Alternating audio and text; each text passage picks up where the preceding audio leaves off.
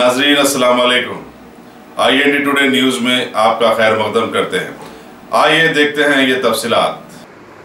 ना Facebook page నా verified page ఎవరైనా హ్యాక్ చేసినారు.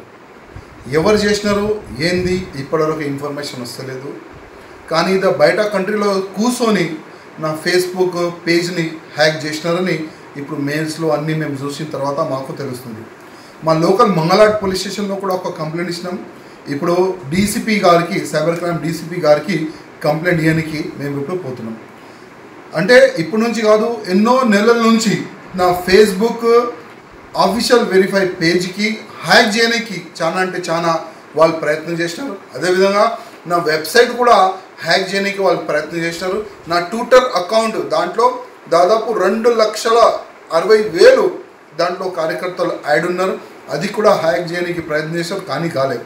ఇవాళ నా ఆఫీషియల్ పేజ్ దాంట్లో 5,35,000 కార్యకర్తలు దాంట్లో అటాచ్ ఉన్నారు. అది ఇమీడియట్గా హ్యాక్ అయిందంటే మేమే షాక్ అవుతున్నాం. అదేవిధంగా మేము పోలీస్ అధికారులు కూడా చెప్పినాము, ఎవరైనా మా ఫేస్బుక్ ఆఫీషియల్ పేజ్లో ఏదైనా తప్పు వేస్తే దానికి మేము బాధ్యతలు కాము. ఎందుకంటే ఆల్రెడీ మా ఫేస్బుక్ అకౌంట్ హ్యాక్ అయిందని పోలీసు వాళ్ళు కూడా మేము ఇన్ఫర్మేషన్ ఇచ్చినాం. అదేవిధంగా డీసీపీ గారు కూడా ఇన్ఫర్మేషన్ ఇవ్వడానికి పోతున్నాం. ఇమీడియట్గా మేము డీసీపీ గారికి మరీ రిక్వెస్ట్ చేస్తున్నాం, పోలీస్ అధికారులకు రిక్వెస్ట్ చేస్తున్నాం. ఈ ఎవరు హ్యాక్ చేసినారు, వాళ్ళ ఉద్దేశం ఏంది, వాళ్ళు ఏదైనా తప్పు మెసేజ్ చేయడానికి వాళ్ళు ప్రయత్నం చేస్తున్నారా? ఎందుకంటే భారతదేశంలో ఉన్న హిందూ కార్యకర్తలు నా ఫేస్బుక్ అకౌంట్లో అటాచ్ ఉన్నారు.